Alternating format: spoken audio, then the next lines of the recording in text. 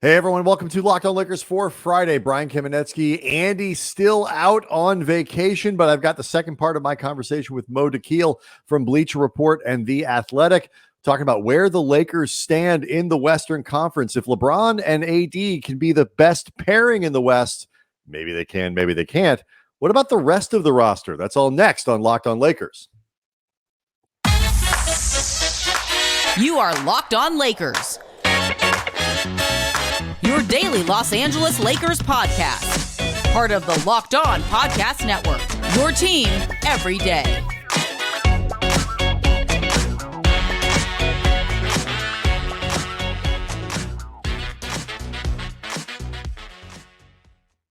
Thanks to everybody for making Locked On Lakers first listen of every day, Monday through Friday, sometimes on weekends, always when news breaks, never behind a paywall, always have fresh Lakers content available for you. Locked On Lakers on YouTube is where you go to see all the fun happen. And of course, you get the product a little early by subscribing there on most days at the very least. I want to remind you that on Saturday, August 27th at 11 o'clock a.m., that's in LA. If you are one of the people who listens locally, we'll be at the Doer store at 170 South La Brea.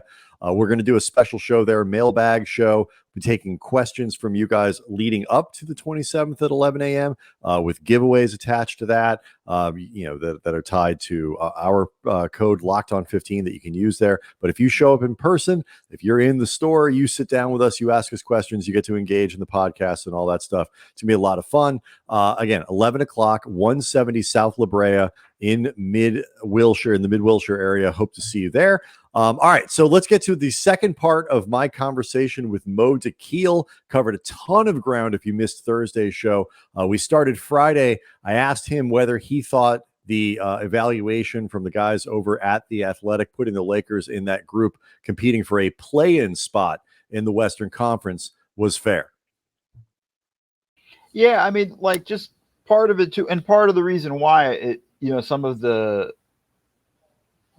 negative feelings towards the Lakers is just how good the West is going to be, right? The Golden State Warriors, another year again with those guys, and I think Klay Thompson's going to even be better this year than he was last year. Coming back, Kuminga will be better. Wiseman, if he's healthy, will help them, and all that. And so there's a lot of stuff there, right? I think, look across the hall, the Clippers, assuming good health, which is one of those things with this team, with the Clippers, you just really can't quite assume. But if they're healthy, that's a really damn good team.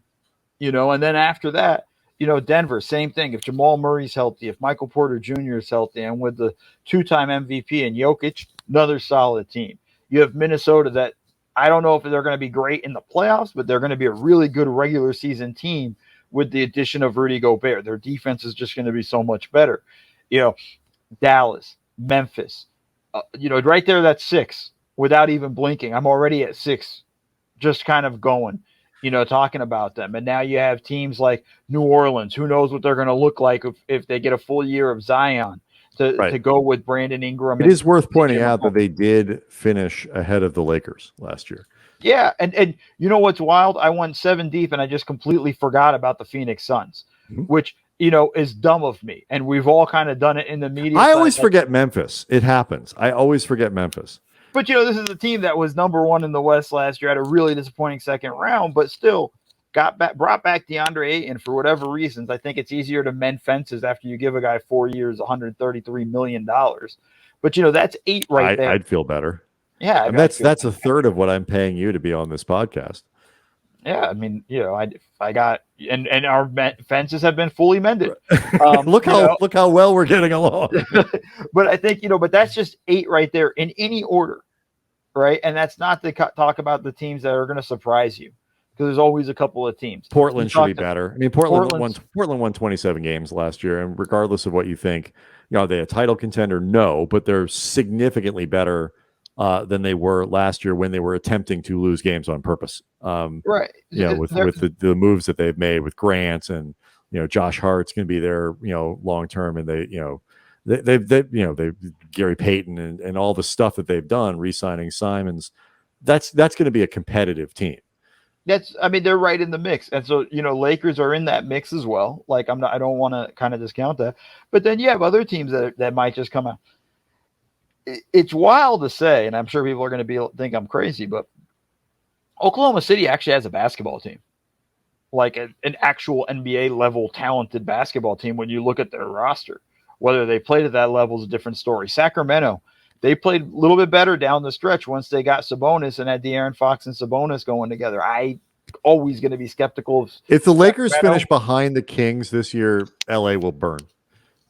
Well, it's kind of climate change. It sort of is. But the but on top of it, back up. Do you really? Is that a realistic possibility? I mean, is that where we are? Where the Kings are going to finish? It's not crazy. It's the more I say it out loud, it's not crazy. It's not crazy. Totally out of the question. I mean, you just think about their starting. Let me ask you a question. Like, just look at their potential starting lineup, right? Okay. Like, it's De'Aaron Fox. It's who'd they pick up on the wing? And let me pull up their. Yeah, I'll pull up the roster. That's what I'm. Their roster. Sorry, folks. It brain fart. It is August, so it's still. It's very hot outside. It's Harrison Barnes. It's Rashawn Holmes is a good player. Let's see, Davion Mitchell up and coming. They picked up Malik Monk. That's what it was. Lakers Sabonis has a full season. Domantas Sabonis has a full season over there. You mentioned De'Aaron Fox, Kevin Huerter. Are you thinking of Huerter? I'm thinking of Huerter and Monk, right? You have those guys. You have Harrison Barnes, who was solid for them. Keegan Murray, potential rookie of the year, type of talent in the way that he showed out in Summer League. Like, it's not a bad team. I mean, it's Sacramento, so we all just kind of expect them to be bad because Kangs. But like, it's roster. At the very least, there's a 5-game tax on their top end because they're in Sacramento. Right. And so, like, when you look at the rest of the Lakers squad, say they played in a playoff series. Let's just say they did. LeBron's won, 80's 2. How many more names do we go until we get the next Laker? Because any order, but De'Aaron Fox, Sabonis, is Kevin Huerter better than Kendrick THT Nunn? Or Kendrick Nunn or whatever? But like, probably when you look at that exercise, you go like, yeah, probably. Like it's a scary thing. Is Davion Mitchell better than Kendrick Nunn? I'm gonna say yes, but we can argue that. But the point is, it's arguable.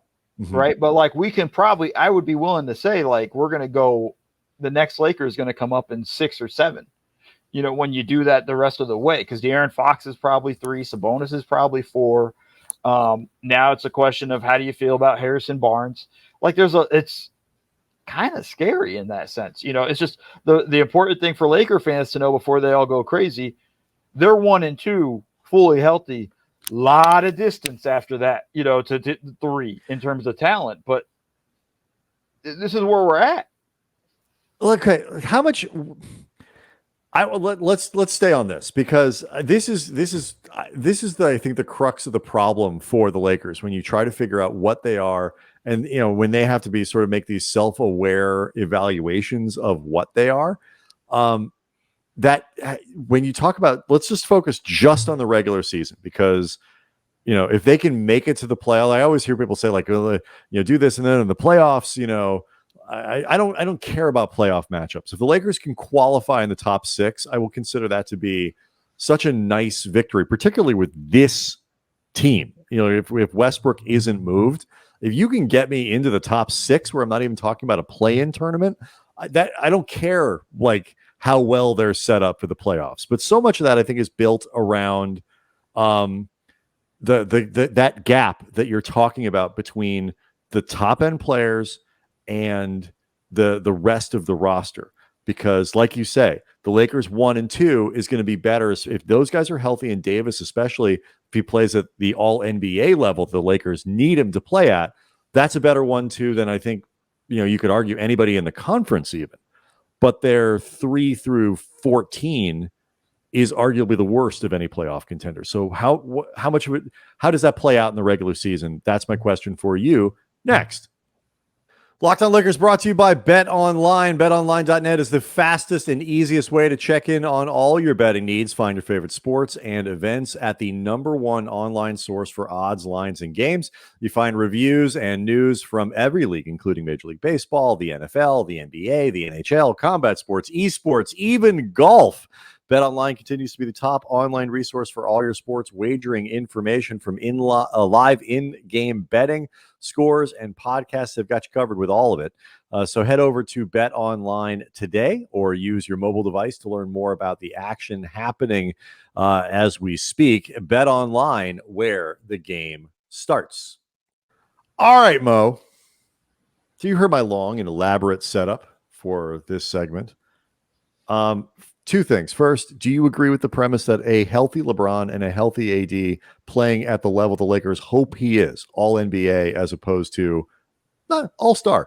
And there's a big difference between those two things. If you get that AD, is that the best two-man combination in the West?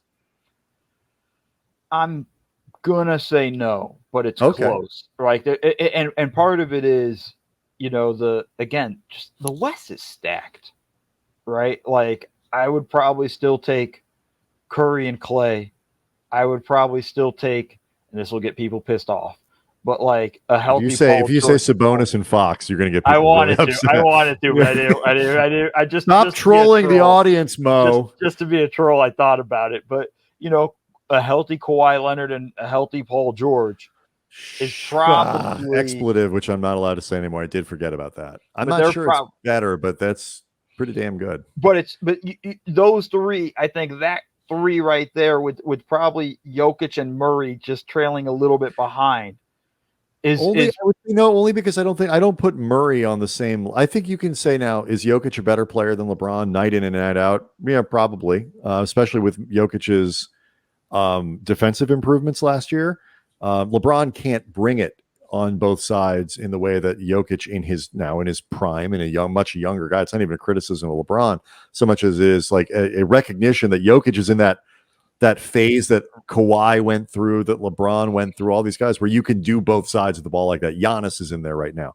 I'm not saying Jokic is Giannis defensively, but he was significantly better. Significantly better last year. No, I just heard you said Jokic was as good defensively as Giannis. So aggregators. Wow. Huzzah. Here we go. No, but in the sense, you understand what I'm getting at. Yeah. Yeah. I mean, but I don't think Murray is quite at that level. If you get all NBA level AD, that I think makes up that gap. And I would say all NBA AD versus like Kawhi, Kawhi, you want to put him 99 out a tick above LeBron? I mean, you could have a discussion. You could have that conversation. I still think AD then trumps Paul George. I actually don't, partly because I'm being skeptical in the sense of like, I'm not sure AD can shoot the way he did in 2020. And I don't think he can. I don't want him out there shooting 3-pointers. So that needs to die. And 22 footers is fine. 26 footers is no good. But even the 20 footers aren't really as, I'm not as comfortable with it now. How about 16? Let's go with 3. 14. No, but like in that range, but like he has to show me he can do it at that consistent level. And when people come back, well, those guys are always injured. Well, AD ain't exactly been the epitome of good health the past 2 seasons.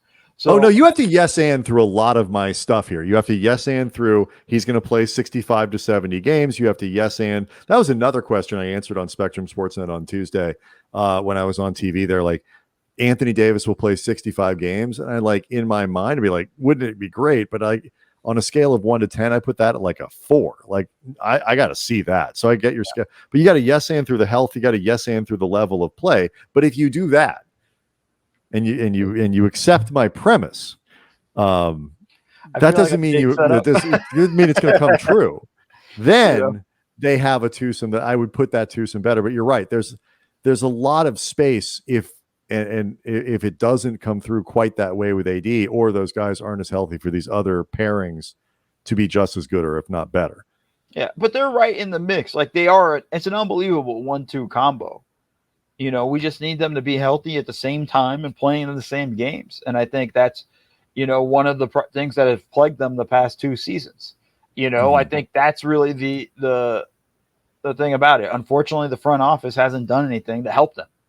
In terms of with the additions that they've made since winning the championship. Like, it's so weird, Brian, and I know I'm going on a tangent here. Please, we've got time. This is a team that won a championship 2 years ago. Isn't that crazy? And and it does not feel that way. It feels like the last time they won a championship was 2010. It's like, well, it's because they've been so like, they did technically make the playoffs the following year, but they were gone quickly, and AD got hurt, and that was the end of that. They've missed the playoffs in 7 of the last 9 seasons. Yeah, and I think it's just so funny in that this is a weird sort of viewpoint of it, but it's literally because after they won the championship, they've made every wrong decision. Like, minus finding Malik Monk, the Stanley Johnson pool that people are probably going nuts in the chat, going like, "I forgot about this one," like, but like letting Caruso walk, letting the trade for Westbrook, like should have traded for Buddy Hield. Like, well, it's not just the trade for Westbrook; it's the trade for Westbrook, and then the combination of then letting Caruso walk because you've spent all the when they made that move. And Andy and I told the story Monday or Tuesday. Like, our second most downloaded episode of 2021 was the Lakers can't possibly be trading for Russell Westbrook episode because it's just that stupid. It's a terrible idea. Why would they do that? It can't be true. But when they did it, we were like, well, they have to sign Caruso now. You got to go all in. You have to keep all your guys. They need his defense and all that. And then they let him walk. I did a YouTube clip for the Locked On Lakers YouTube channel. Was like I was so angry.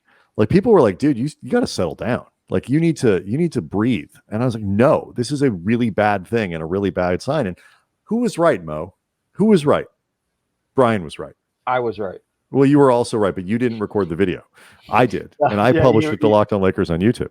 Yeah, no, and you're right. And it's just like, it's such a weird situation there. And how they've kind of played everything since. Like, they've been playing it almost the past 2 seasons. The moves they've made have been all to try to preserve LeBron James when they're not trying to within the idea, but the idea should have been to maximize LeBron James. Let's make him let's make sure we have shooters around him. Let's load up on those things.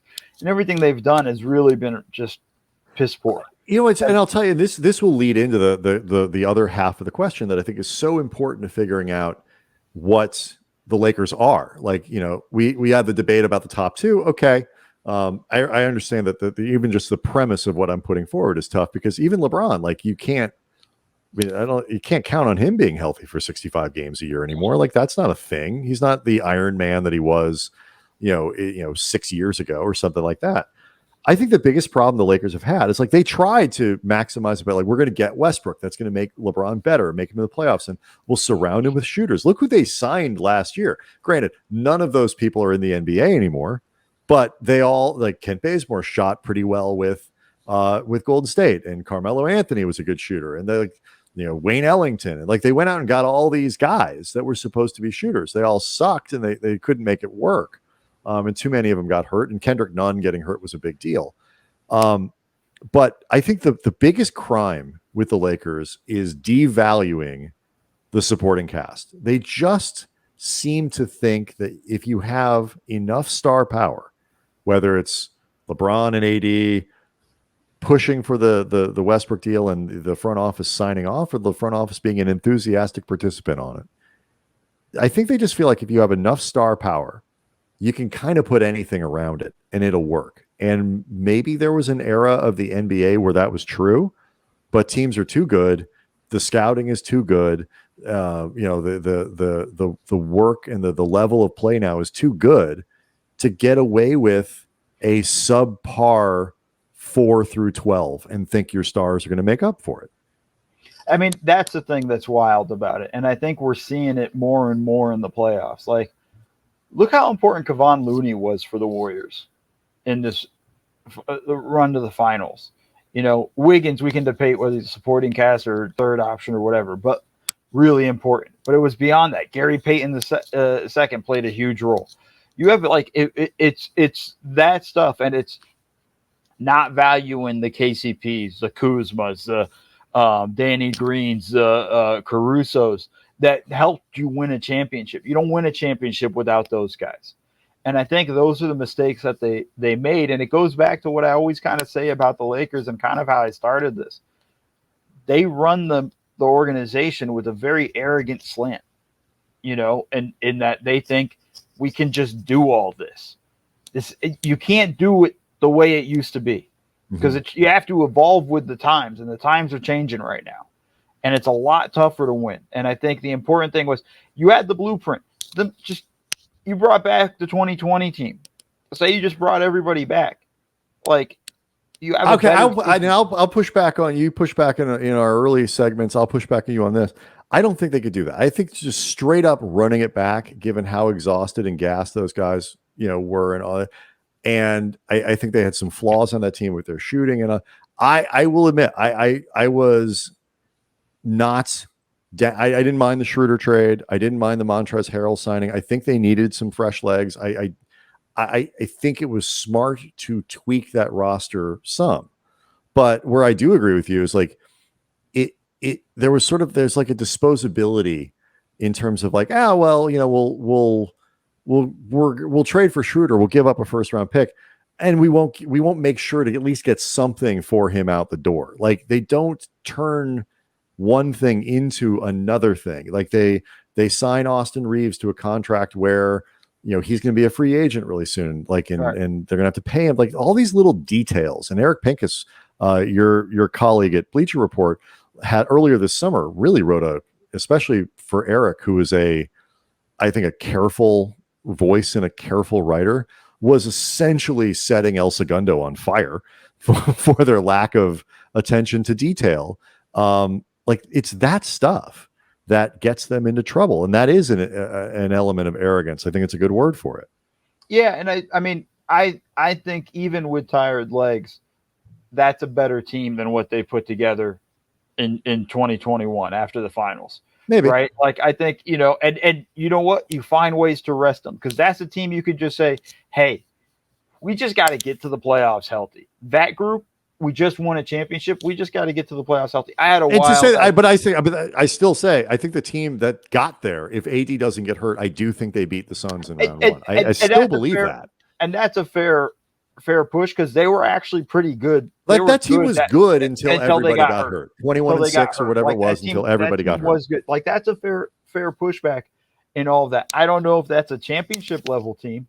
I don't know if that's a team that beats Giannis, who went to another level. But that's okay. Finals. But they get out of the first round. Yeah, for sure. Right. And so I think that's a fair push. And that's something I've said before. But I just think, like, even if they brought that team back for this year, yes, you would have been just as fine. And I think that's the stuff, again, it's just chasing stars. Yeah, you can't build a team with just stars, a taxpayer mid-level exception, and minimum contracts. You just can't.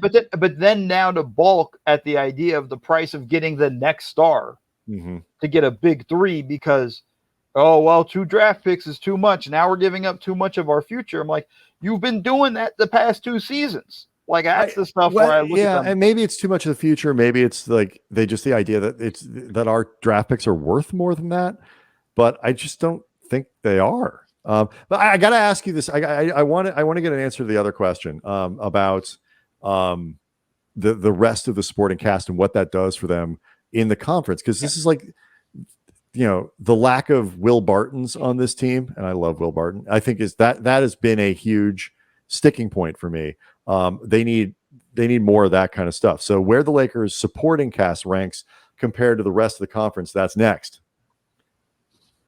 Okay, before we get to that stuff, Mo, I do want to point out, when people go to Mo Dakhil _NBA, like, it's not just basketball, it's not just one Mo thing, it's not just all this stuff, it's also food picks. You've dived deep into taking pictures of your food. You're that guy. I think people should know. I'm not always that guy, but that was what you're talking about. That thread was culinary experience put on by one of my good friends at his new restaurant, Gunsmoke LA, and I had to document it. Oh, so bougie. So very, very bougie. It was a Dakhil. fantastic meal. It was an unbelievable meal. Let me just tell you. I don't think like we all have like, gosh, I wish I had a friend who was a blank. Good friend who's a chef, I think is like, that's top tier. That's GOAT level friend, like useful friend. I'd rather have that than a ticket hookup. I'd rather have that than like a guy who is a chef. That's GOAT level. It's great. And let me just tell you, it's the level of like, he invites you over for dinner, you go. Like, yes. You just know you're getting a meal. It's like, you're getting a meal. It's him and I golf. He golfs. I just swing clubs and pray to God I hit the ball. But like at the end, it's, we all go grab a bite to eat afterwards. And he always picks the restaurant because he knows all these exactly places. Like, you just kind of let them run the show. It's literally like, what are we ordering? He's Brandon's got it. He's choosing right. out. Look, I mean, I'm glad that we're friends, but like, I would drop you in a heartbeat for chef. For a chef, you're gone. I wouldn't blame you at all.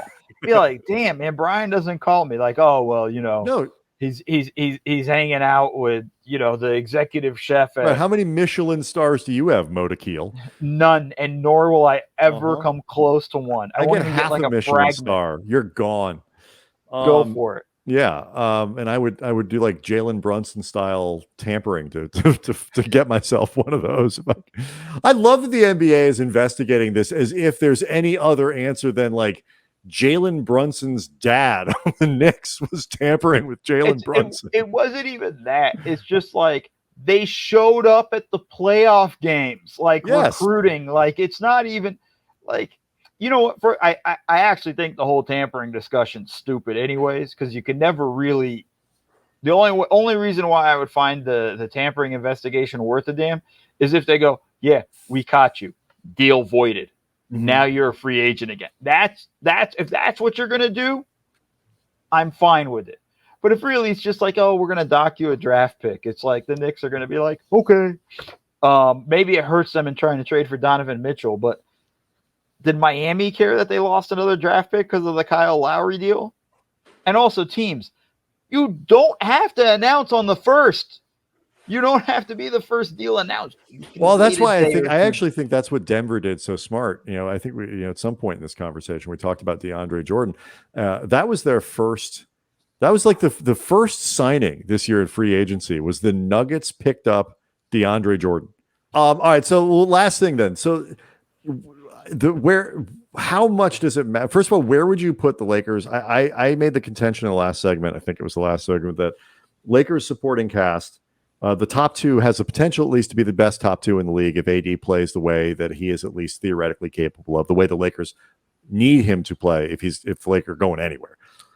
I also think among the playoff hopefuls that they're 4 through 12 is probably the worst in the NBA or worst among them. Would you agree with that part of it? I would say that for a team trying to compete for a playoff right, for a team that like thinks of itself as a playoff contender, if nothing else. Right. I would say they're probably one of the worst. When you just kind of look around the league and forget about the higher teams, because they're going to have that stuff. But like, Portland has a rotation that you feel kind of is a little bit better. Mm-hmm. When you're looking at other conferences, you're along the lines of like the 4 through 12. And I'm really going to even go 3 through 12 because with Westbrook and how he's playing, it's hard to really kind of count on much. Like, you're just looking around it and it's like, I can't think of it. We did the whole Sacramento thing on Thursday. And again, like, I kind of look at the rest of their supporting cast going like, I kind of like those guys better. And maybe that's us devaluing. Maybe right. I always think, am I being too harsh on Reeves? Am I being too harsh? But like, am I being too harsh? Am I forgetting what Kendrick Nunn could be? Am I being too harsh on Troy Brown? Like, no, I'm not a big fan of the Lonnie Walker signing, but like, am I over it? And it's a natural tendency to sort of, when you're down on a franchise, and I think most people around town are are down right now in the Lakers to then overvalue the players on another team. But like, I love Stanley Johnson, the person. I love, with the chances we got to interview him. I love that he has kind of figured out a way to get himself back in the NBA.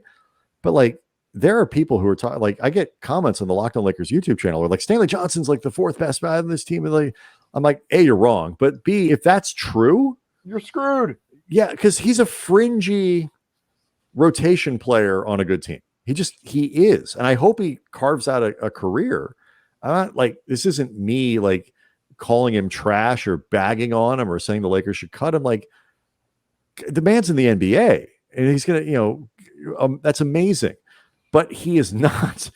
There's a reason the Lakers were able to sign him off the street last year. And there's a reason why he wasn't in the NBA a year earlier. And I think these are the things, or was trying to find a job. It's not even that. It's not even just maybe we're undervaluing these guys and overvaluing other guys. There's a track record for some of these guys that we don't have. Lonnie Walker, I like it. I think it's good, but the Lakers have to tap in a little bit into his development. And the one area I'll give the Lakers credit for is they've done a good job developing young guys. Caruso was when a they bothered guy. Having them, sure. Yeah. But Caruso's a guy they've developed from the G League on up. Now, we haven't seen that from THT. Maybe he makes a leap. I am very skeptical. I am not a THT guy. I have a lot of questions. Like, I just don't know what he is. And I don't know if he does or if the Lakers. Well, he's the fourth highest paid player on the team. And according to Jovan Buha's rotation breakdown, again, you can quibble with whether he's right or wrong. There's no clear place for him in the rotation right now. And that's not totally THT's fault, but it is not good. That's the challenge, right? Like, you got to figure out all these stuff. Like, I like Bryant. I thought that was Thomas Bryant. I thought that was a nice pickup.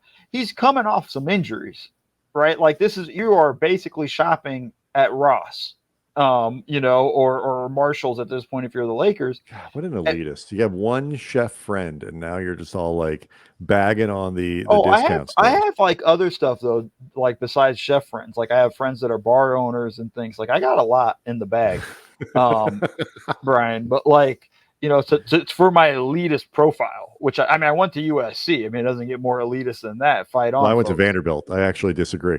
Oh, fair. Fair. But I will thumb my nose at you, sir. I didn't have to go live in Tennessee. It's in Tennessee, right? Or Kentucky? No, it's Tennessee. Tennessee. I was right the first time. Great. Yeah. That's how much I know about Nashville, Vanderbilt. which is great. Nashville's a great city.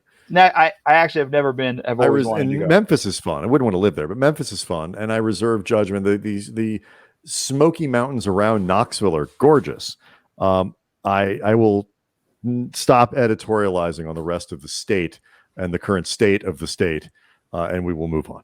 But the level of just that's your supporting cast. Mm-hmm. That's what I thought the Lakers did a good job in the offseason with how limited they were with who they could sign and things like that. Sure. But it's also like, but it doesn't get you anywhere. Doesn't really make. So what does that mean in the regular season though? Like, because that's what I'm trying to figure out. Forget the playoffs. Forget what they mean. Like, the playoffs is when LeBron. Fine. What does it mean for the 82 games? Like, when you have such a top heavy roster, assuming those guys stay healthy. Yes, and me through. AD is elite, all NBA level. LeBron is LeBron. Those guys are healthy, but the supporting cast stays the same. What does that mean for your win totals in the regular season? It's going to be heavily dependent on those two guys. Not forget about just health. Those guys are going to have to play heavy minutes on a nightly basis, and are going to have to produce. And it's going to have to be, they're going to have to defend at a high level, which is something LeBron has taken a lot of possessions off defensively, which, by the way, he's 37 years old. Yeah.